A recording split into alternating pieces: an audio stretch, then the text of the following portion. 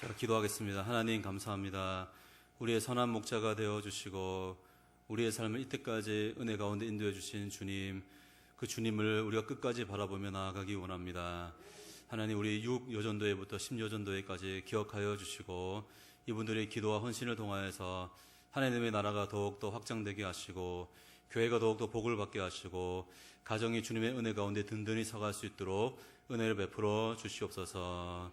하나님, 그 마음의 소원을 아시오니 주님께서 다 갚아주시고 오직 하나님께 영광을 돌리는 삶이 될 수 있도록 아버지 인도하여 주시옵소서. 예수님의 이름으로 기도드립니다. 아멘. 어떻게 좀 피곤하시지 않습니까?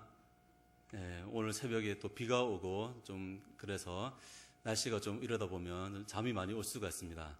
그래서 제일 좋은 설교는 짧게 하는 설교가 제일 좋다 하더라고요. 그런데 또 하나님 주시는 마음이 있기 때문에 하나님이 주시는 그 마음 가는 대로 하나님께 말씀을 드리도록 하겠습니다. 우리가 인생을 살면서 사랑하는 사람의 마음을 알아가고 그것을 깨달아가고 하는 것이 그게 쉽지가 않고 그러나 너무나 중요한 것을 우리는 알게 됩니다. 아버지의 마음을 이제 아들이 결혼을 하고 자녀를 낳고 그때 그 상황에 똑같이 맞닥뜨리다 보면 이제 아버지의 마음을 조금 이해하게 되는 것입니다. 아버지가 왜 그때 나에게 이렇게 했을까? 왜 그렇게 했지? 조금씩 이해가 되어지는 것입니다. 여러분, 딸은 어떻습니까? 아이 하나를 놓고 2명을 놓고 하다 보면 어머니의 그 심정을 조금이라도 알아가게 됩니다. 왜 나에게 그렇게 했을까? 왜 나에게 그런 말을 하셨는가? 조금 알게 되는 것입니다.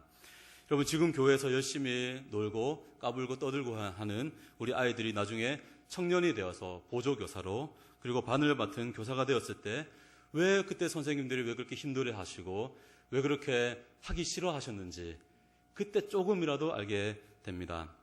저희 누나가 초등학교 때 친구들과 정말 많이 떠들고 선생님들이 많이 힘들게 했습니다.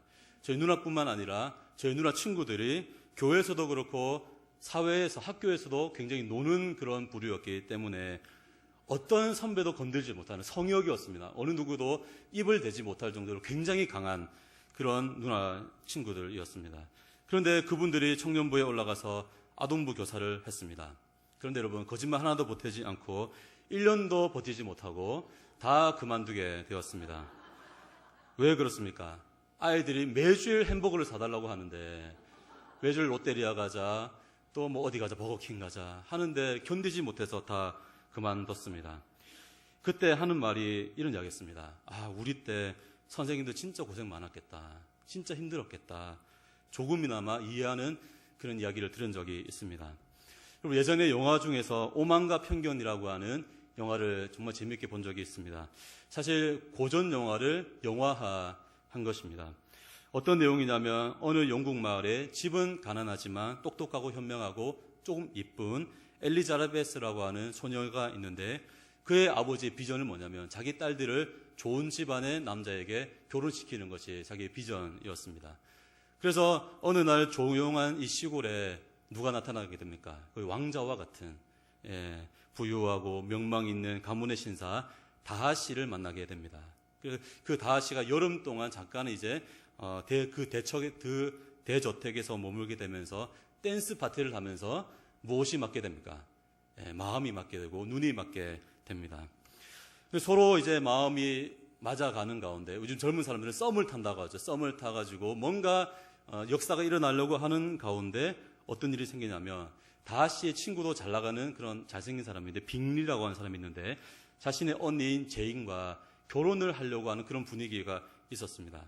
그런데 딱 듣는 순간 어디 가다가 그 다하씨가 하는 이야기를 듣게 됩니다. 다하씨가 뭐라고 했냐면 그 집안은 좋은 집안이 아니어서 나는 반대야 라고 하는 것을 듣게 됩니다. 그래서 그때부터 어떻습니까? 이 남자에 대해서 저 사람은 진짜 오만하고 그래서 내 마음 가운데 무엇이 생기게 됩니까? 편견이 생기게 됩니다. 여러분, 엘리자베스는 어떻습니까? 좀 어떻게 보면 순수한 사람이라고 할 수 있습니다. 결혼의 조건은 배경도 아니고 조건도 아니고 돈도 아니고 오직 사랑이다. 결혼의 조건은 그거라고 생각을 했는데 자신과 썸을 타고 마음이 맞는 이 다하씨는 어떻습니까? 진짜 세속적인 사람이다. 세속적인 판단만 한다고 하면서 저 사람은 오만한 사람이다. 저 사람은 별로 좋지 않은 사람이다라고 낙인을 찍어버렸습니다. 그러니까 옆에서 이 다하시에 대해서 조금이라도 부정적인 이야기가 들려오면 역시 그런 사람이야. 저 사람은 안 돼.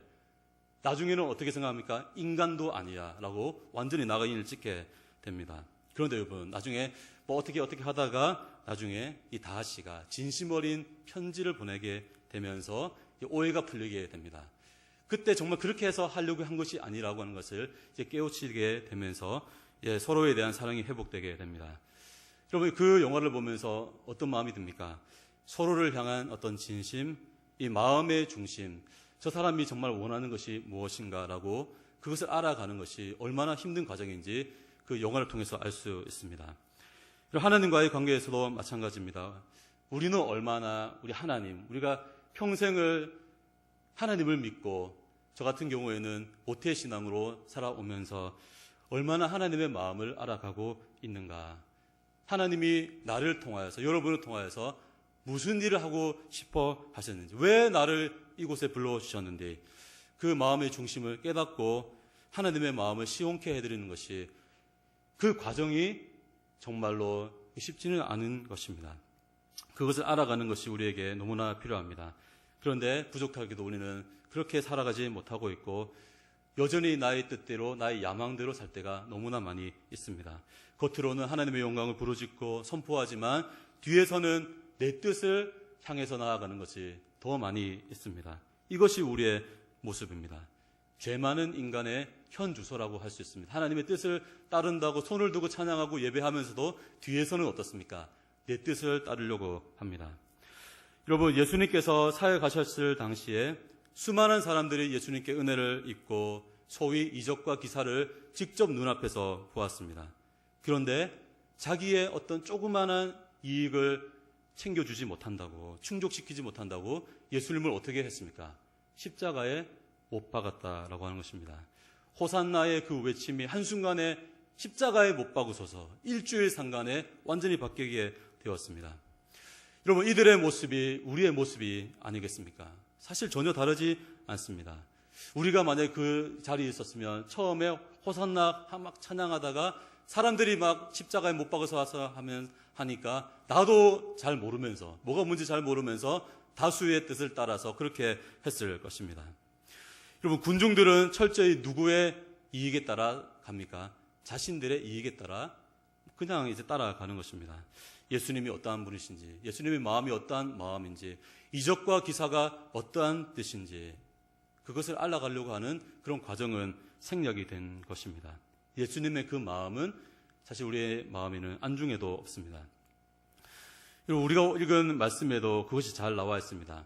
이 바리새인들이 예수님께 와서 예수님을 비난하면서 힐난하면서 어떠한 것을 구합니다. 무엇을 구했냐면 하늘로부터 오는 표적을 보여달라고. 표적을, 뭔가 기적적인 것을 우리에게 보여달라. 여러분, 이 말씀은 칠병이어의 그 엄청난 역사 이후에 바리새인들이 찾아와서 예수님을 비난하면서 더 큰 것 좀 보여달라고, 더 큰 역사를 보여달라고 이렇게 이야기했습니다. 여러분, 사람들의 관심은 어디에 있습니까? 어디에 있습니까? 칠병이어로 내가 배불리 먹었다. 그때 잘 먹었네. 거기에 있습니다. 그래서 여러분, 그 전에 오병이어의 역사 이후에 예수님을 무엇으로 삼으려고 했습니까? 임금으로, 왕으로, 황제로 삼으려고 한 것을 잊지 않습니까? 자신의 야망을 충족시켜줄 왕이 되기를 원했습니다. 그러나 예수님은 단칼에 그냥 거절하시고 다 흩어보내시는 것을 우리는 오병이어의 역사 그 이후에 우리는 볼 수 있습니다. 여러분, 오늘 말씀에도 이 바리새인들의 요구, 표적을 더 큰 거 한번 보여달라고, 더 큰 역사를 한번 보여달라고 하는 요구에 이렇게 반응을 하십니다. 우리 12절에서 13절 말씀 같이 한번 읽어보겠습니다. 12절에서 13절. 예수께서 마음속으로 깊이 탄식하시며 이르시되 어찌하여 이 세대가 표적을 구하느냐? 내가 진실로 너희에게 이르노니 이 세대에 표적을 주지 아니하리라 하시고 그들을 떠나 다시 배에 올라 건너편으로 가시니라.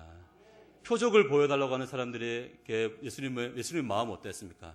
깊이 탄식하셨다 말씀을 하고 있습니다. 이게 무슨 뜻입니까? 왜 나의 깊은 뜻을 알려고 하지 않느냐. 사람들은 예수님의 행하신 이적과 기사를 어떻게 생각한 것입니까? 그저 흥미거리로 나에게 이득이 되면 좋은 것이고 나하고 별로 상관없으면 별로 중요하지 않다. 하나의 가십거리라고 생각을 했습니다. 그냥 먹고 배부르고 예수님이 왕이 돼가지고 우리에게 더 큰 경제적인 이권과 더 큰 좋은 일들이 많이 일어나면 그냥 좋은 것이지, 그렇게 단순하게 생각을 했습니다. 예수님이 왕이 되면 로마의 압제에서 벗어나서 더 잘 사는 부강한 나라가 뭐 되면 좋은 거지 라고 그렇게 생각을 하는 것입니다. 그런데 여러분, 예수님의 마음은 그것이 아닙니다. 그저 가십거리로 먹고 배부르면 된다, 거기에서 끝나는 것을 원하지 않으셨습니다. 여러분, 예수님께서 오병이어와 이 칠병이어의 역사를 통하여서 우리에게 무엇을 말씀해 주기를 원하시는 것입니까? 여러분, 무엇을 우리에게 보여주시기 원하십니까? 오병이어와 칠병이어를 통해서 뭐냐면 하나님 나라의 풍성함을 우리에게 보여주시기 원하셨습니다. 비록 작은 오병이어, 칠병이어, 우리가 보기에는 자그마한 도시락이지만 그것을 내어 놓았을 때, 서로가 나누었을 때 수많은 사람들이 복을 누리게 되는 것.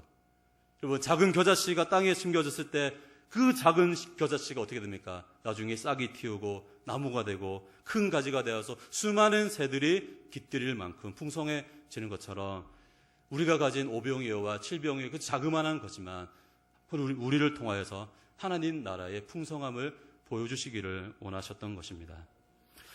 여러분, 그저 먹고 배부르고 그냥 잘 먹고 잘 살고 그것을 원하지 않으셨습니다. 이것이 바로 예수님의 본심이라고 할 수 있습니다. 우리 모두가 천국의 기쁨을 누리며 살아가는 인생이 되기를 원하신 것입니다. 여러분, 우리 모두에게 뭐가 있습니까? 우리의 손에 뭐가 있습니까? 오병이어가 있고 칠병이어가 다 있습니다. 그런데 그것을 나 혼자 내가 다 먹어야지, 도시락은 내가 혼자 배부르게 먹어야지 하면 이 천국의 기쁨을 누릴 수 없는 것입니다. 그런데 손을 펴서 그것을 자그마한 것이지만 나눌 때 하나님의 나라의 그 기쁨을 우리는 누릴 수 있습니다. 그런데 여러분, 이 바리새인들은 그 중심을 깨닫지 못했습니다. 여러분, 바리새인들이 어떤 사람입니까? 그 누구보다 하나님의 말씀을 달달달달 외우는 사람이고 말씀의 전문적인 지식이 있고, 그런데 누구의 마음에서는 먼 겁니까? 하나님의 마음에서는 멀었습니다. 여러분, 말씀을 제대로 안다면 예수님을 어떻게 영접해야 됩니까? 메시아로, 하나님으로 영접을 해야 되지 않겠습니까? 그런데 여러분, 이 바리새인들 어떻습니까? 예수님을 경쟁 상대로 생각을 했습니다. 자신의 어떤 그런 이득이나 이런 것을 흔드는 사람으로 생각을 했습니다. 자신들의 인기와 시선을 빼앗아가는 사람이라고 생각을 했습니다. 그래서 여러분, 예수님께서는 그들을 보면서 너무나 안타까워 하셨습니다. 그렇게 많이 알고 그렇게 많이 아는데도 불구하고 어떻게 나의 마음을 그렇게 모를 수가 있냐라고 하는 것이죠. 1차원적인 그런 생각에 머물러 있는 사람입니다. 그래서 여러분, 예수님께서는 이렇게 말씀하십니다. 내가 진실로 너희에게 이르노니 이 세대에 너희들에게는 표적을 안 보여주겠다. 너희들은 하나님 나라의 기쁨을 누리지 못할 것이다 라고 말씀하셨습니다. 여러분, 예수님은 헛된 꿈과 망상 그리고 자기 자신에게 집중되어져 있는 우리에게 더 이상 표적을 보여주시기 원하시지 않습니다. 우리 인간은 끊임없이 어떻습니까? 하나님의 뜻을 왜곡하고 우리에게 유리한 방향으로만 말씀을 해석하고, 그리고 부담되는 그런 말씀, 십자가를 지라고 하는 것은 그냥 흘려보내는 것이죠. 그런 우리에게 예수님의 표적은 그냥 흥미거리일 뿐이고 그냥 가십거리일 뿐이고 되면 되고 아니면 아니고 나한테 별로 상관없으면 중요하지 않다라고 생각을 합니다. 그런데 여러분, 성경 전체를 보면 어떤 역사가 많이 있습니까? 기적과 이사가 정말로 많이 성경책에 담겨져 있지 않습니까? 여러분, 하나님께서 왜 기적을 보여주시고 이적을 보여주시고 그런 것을 우리에게 보여주십니까? 그냥 가십거리로 생각하기 원하는 그것이 아닙니다. 여러분, 이 기적을 통하여서 하나님께서는 뭔가 하나님의 뜻을 보여주기 원하시는 것입니다.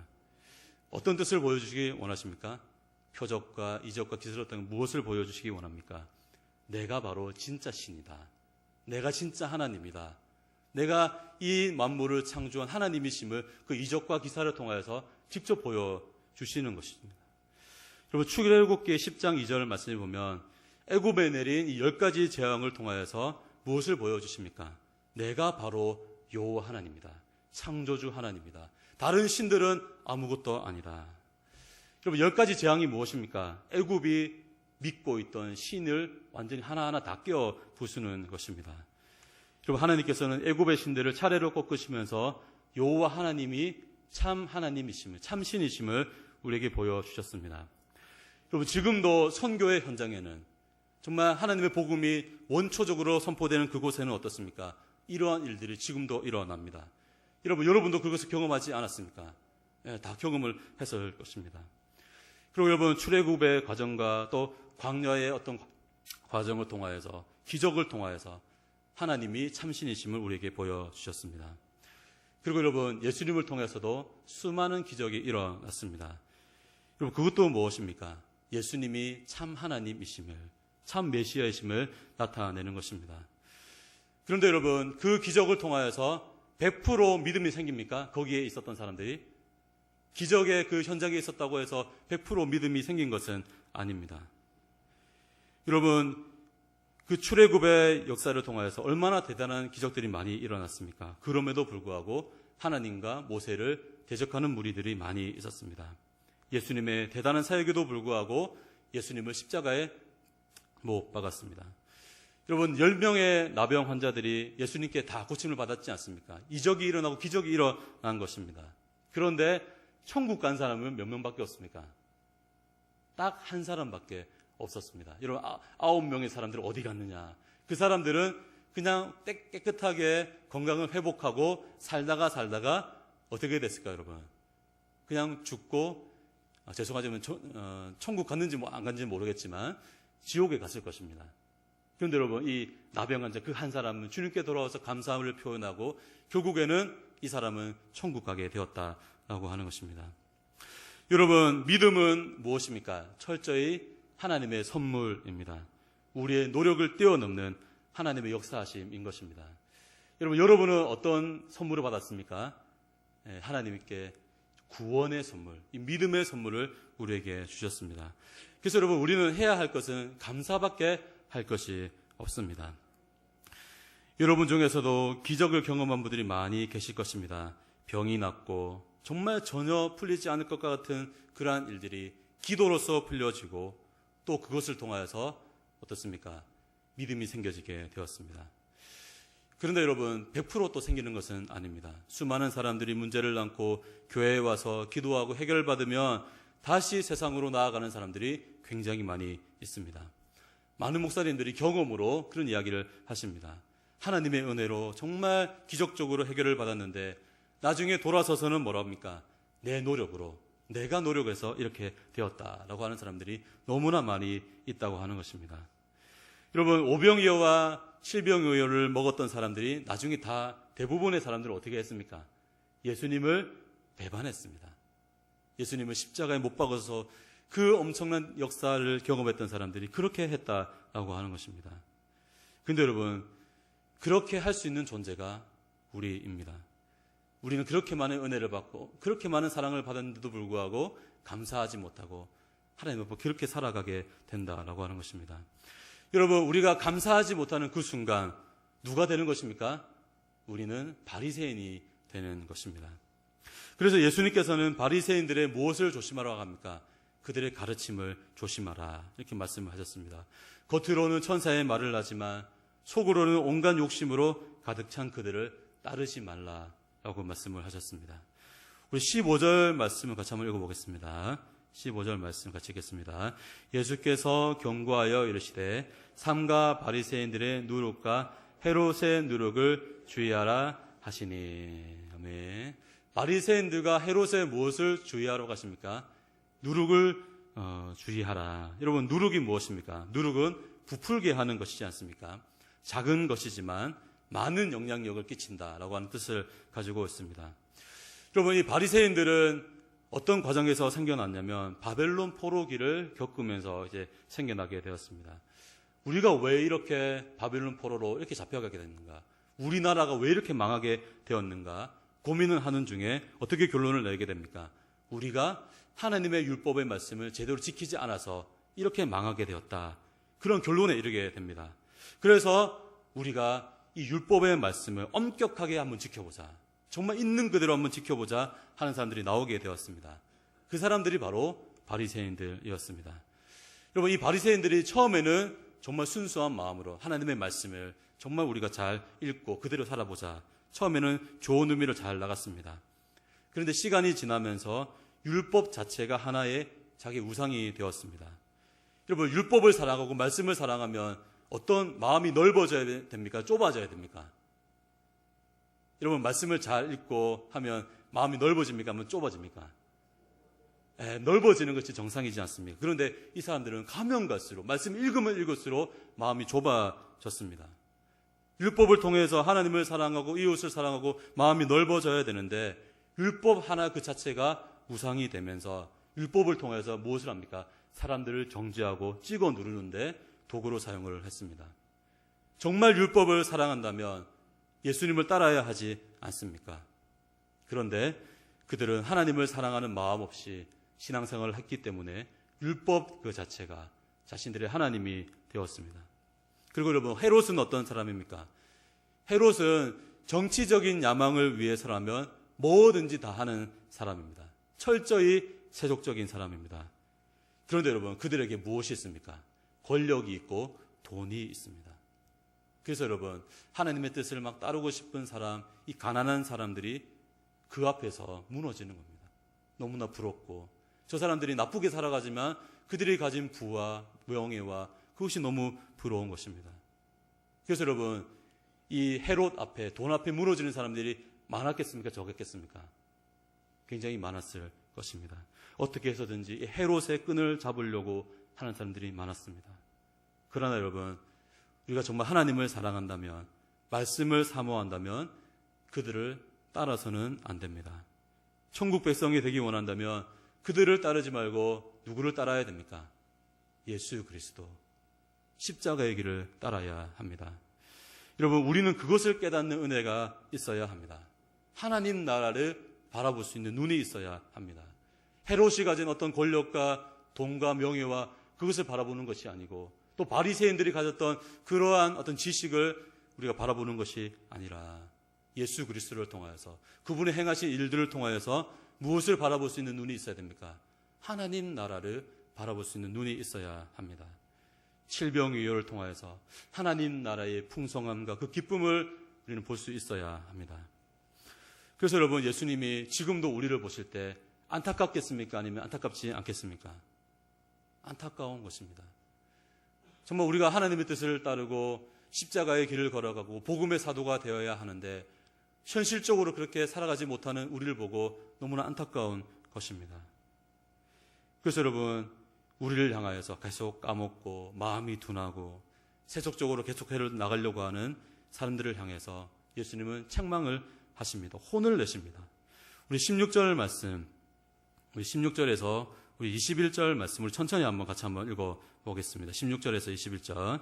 제자들이 서로 수군거리기를 이는 우리에게 떡이 없음이로다 하거늘 예수께서 아시고 이르시되 너희가 어찌 떡이 없음으로 수군거리느냐 아직도 알지 못하며 깨닫지 못하느냐 너희 마음이 둔하냐 너희가 눈이 있어도 보지 못하며 귀가 있어도 듣지 못하느냐 또 기억하지 못하느냐 내가 떡 5개를 5,000명에게 떼어줄 때에 조각 몇 바구니를 거두었더냐 이르되 12이니이다 또 7개를 4,000명에게 떼어줄 때에 조각 몇 광주리를 거두었더냐 이르되 7이니이다 이르시되 아직도 깨닫지 못하느냐 하시니라. 예수님께서 우리에게 하시는 말씀이 무엇입니까? 아직도 너희는 깨닫지 못하느냐, 아직까지 이 하나님의 나의 마음을 깨닫지 못하느냐. 여러분, 예수님의 제자들이 언제 깨닫게 됩니까? 예수님께서 죽으시고 부활하시고 성령 오순절의 성령의 강림을 통하여서 그때 비로소 깨닫게 되어집니다. 여러분, 우리는 이미 많은 은혜를 받았습니다. 이미 많은 이적과 기적 가운데 우리는 살아가고 있습니다. 사실 우리에게 더 이상 표적이 필요 없고 기적이 필요 없습니다. 거기에 집중하지 않아야 합니다. 그럼 우리는 무엇에 집중해야 됩니까? 예수 그리스도의 그 복음에 집중해야 될 줄 믿습니다. 말씀이 육신이 되어 우리 가운데 거하시고 우리와 함께 해주시고 우리의 힘든 마음을 아시고 체휼하시고 동정하시는 그 예수님을 우리는 바라봐야 하는 것입니다. 그리고 우리가 하나님 나라를 꿈꾸며 천국을 꿈꾸며 살아가야 될 줄 믿습니다. 하나님 나라를 꿈꾸며 살아가야 합니다. 여러분, 우리가 우리의 종착점은 어디가 되어야 합니까? 어디가 되어야 됩니까? 우리 자녀들을 키울 때 우리 자녀들의 종착점은 어디로 가야 됩니까? 국회로 가야 됩니까? 아니면 청와대로 가야 됩니까? 아니면 백악관으로 가야 됩니까? 사실 우리 천국으로 가자 하면서도 우리 자녀들은 백악관 갔으면 좋겠는데, 청와대 갔으면 좋겠는데, 삼성으로 갔으면 좋겠는데 생각합니다. 근데 여러분, 그것은 여러분 잠깐이지 않습니까? 여러분, 100년 전에 돈 많았던 사람 기억나는 사람 있습니까? 100년 전에 돈 많았던 사람 기억나는 사람 아무도 없습니다. 아무도 기억하지 못합니다. 그런데 우리가 예수 그리스도의 복음을 바라보고 예수님의 사랑을 가운데 거하는 사람도 어떻습니까? 예수님의 그 생명책에 다 기록이 되어져 있습니다. 그래서 우리는 하나님 나라를 대망하고 하나님 나라를 꿈꾸며 우리는 살아가야 합니다. 제가 목사 안수를 받았던 교회는 평양노예였습니다. 우리는 어떤 노예입니까? 함해노예계 함경도 지방. 우리는 그 전에 있었던 교회는 평양노예입니다. 이게 평양노예의 모교회입니다. 모교회. 그러니까 여러분, 그 6.25가 일어나기 전에, 공산혁명이 일어나기 전에 평양이 동방에 무엇입니까? 예루살렘 아닙니까? 교회가 엄청 많았죠. 그런데 이제 공산당이 들어오면서 교회가 다 무너졌지 않습니까? 그래서 그 사람들이 다 어디로 왔냐면 부산 지역으로 또 거제도 지역으로 하면서 그분들만 모여서 예배를 드리는 그런 교회가 많이 있었습니다. 그래서 여러분, 부산에 함해노예, 북한 노예가 굉장히 많은 이유가 그런 이유 중에 하나입니다. 그래서 이제 신앙의 자유를 찾아서 오신 분들이 세운 교회였는데 처음 교회가 이렇게 지었습니다. 평양교회로 지었습니다. 그냥 평양교회입니다. 그 평양교회. 나중에 이름을 개칭해가지고 평광교회로 이렇게 바뀌었는데 어떤 한 여자 집사님이 계셨습니다. 평양에서 신앙생활을 했던 분입니다. 그 집사님이 가장 좋아했던 찬양이 뭐냐면 예수님이 좋은 걸 어떡합니까? 그 찬양이 있지 않습니까? 그래서 제가 이제 어른들을 데리고 한 달에 한 번씩 이제 찬양을 가르치는 걸 제가 했었습니다. 그러면 항상 이제 마지막 피날레는 어떤 찬양을 해야 됩니까? 그거 안 하면 삐지시거든요. 예수님이 좋은 거 항상 이제 마지막으로 이제 해야 됩니다. 그래서 그분이 이제 거의 90이 넘으셔서 천국에 가셨는데 그 마지막 신방 때 그 집사님의 표정이 아직까지 잊혀지지가 않습니다. 어떤 표정이었냐면 이미 천국에 들어간 분, 이미 천국에 입성한 얼굴이었습니다. 예배를 다 드리고 좀 목소리가 잘 나오지 않는데 소파에 앉으셔가지고 자그마한 목소리로 자녀들한테 뭐라고 했냐면 신방대원들 먹을 거 잘 챙겨드리라. 그리고 나서 이제 며칠 뒤에 천국으로 가셨습니다. 아직까지 좀 아쉬운 것은 마지막에 예수님이 좋은 걸 불러드리지 못해서 마간신이 좀 아쉬웠습니다. 그분의 마지막을 보면서 우리가 나아가야 할 곳이 어디인가, 우리가 나아가야 할 길이 무엇인가 확연하게 보였습니다. 무엇입니까, 여러분? 하나님의 나라입니다. 그래서 여러분, 하나님께서 우리에게 그러면 우리 하나님 나중에 죽기 전에 예수님 영접하고 그냥 천국 가면 되지? 그건 아닙니다. 우리가 하나님 우리를 언제 오라 하실지 모르지 않습니까? 언제 그 시간 타이밍을 맞춰서 할 수 있겠습니까? 그것이 아닙니다. 여러분, 예수님께서도 무엇을 선포하시기 위해서 오셨습니까? 5병이요 막 주고 7병이요 주고 배 부르고 잘 먹였다. 이거 말씀하시려고 온 것이 아닙니다. 무엇을 선포하기 위해서 오셨습니까? 하나님의 나라를 선포하시기 위해서 오셨습니다. 우리는 하나님의 나라를 바라보는 사람이 되어야 한다. 하나님 나라의 복음을 선포하는 사람이 되어야 한다. 그것을 위해서 예수님은 오셨다라고 하는 것입니다. 여러분, 이 사도 바울도 그 예수님의 마음을 좀 시간이 지나면서 조금씩 깨달아 알게 되었습니다. 그래서 여러분, 나중에 예루살렘으로 올라가기 전에 여러분 에베소 장로들에게 이런 말씀을 선포합니다. 사도행전 20장 24절 말씀을 보면 내가 달려갈 길과 주 예수께 받은 사명 곧 하나님의 은혜의 복음을 증언하는 일을 마치려 하면은 나의 생명조차 조금도 귀한 것으로 여기지 아니하노라. 나의 생명조차 조금도 귀한 것으로 여기지 아니하겠다. 무엇을 위해서 나아갑니까? 오직 하나님의 나라를 위해서 나아가는 것을 보게 됩니다. 여러분, 우리 역시도 하나님 나라를 대망하면서 천국을 대망하면서, 여러분, 천국이 멀리 있습니까? 천국은 너무나 가까이 있습니다. 오병이어의 그 역사 가운데, 칠병이어의 그 역사 가운데, 그리고 내가 할 수 있는 그 일들을 내가 섬기고 내 호주머니에서 나오는 그것을 통하여서 무엇을 경험할 수 있습니까? 우리 천국을 경험할 수 있는 것입니다. 멀리 있는 것이 절대로 아닙니다. 이곳이 바로 하나님의 나라인 것입니다. 여러분, 나중에 예수님께서 다시 오실 때 궁극적으로 하나님 나라의 천국에 갈 거지만 예수님께서 원하신 것은 이 땅에서, 이곳에서 하나님 나라의 그 풍성함을 누리며 살기를 원하십니다. 여러분, 우리가 그렇게 살아가기를 간절히 소망합니다. 힘들고 어려울수록, 여러분, 사도 바울만큼 힘든 분이 어디 있습니까? 여러분, 예수님의 그 십자가의 고난만큼 그 고통만큼 우리가 어려운 분이 여러분 여기 있습니까? 아니, 아무도 없습니다. 여러분, 우리가 예수 그리스도의 그 은혜를 기억하면서 하나님의 나라를 대망하며 살아가기를 간절히 소망합니다. 아멘.